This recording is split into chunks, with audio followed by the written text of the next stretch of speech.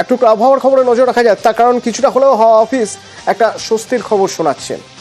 বৃষ্টি হতে পারে দক্ষিণবঙ্গ জুড়ে। দক্ষিণবঙ্গের কোথায় কোথায় বৃষ্টি হতে পারে না, আগামীকাল থেকে দক্ষিণবঙ্গে বৃষ্টি হতে পারে। সেক্ষেত্রে 2 চব্বিশ পরগনা, নদিয়া, মুর্শিদাবাদে বৃষ্টির পূর্বাভাস রয়েছে।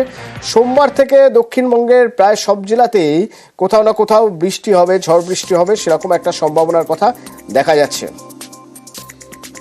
এমনকি কোথাও কোথাও শিলাবৃষ্টিও হতে পারে।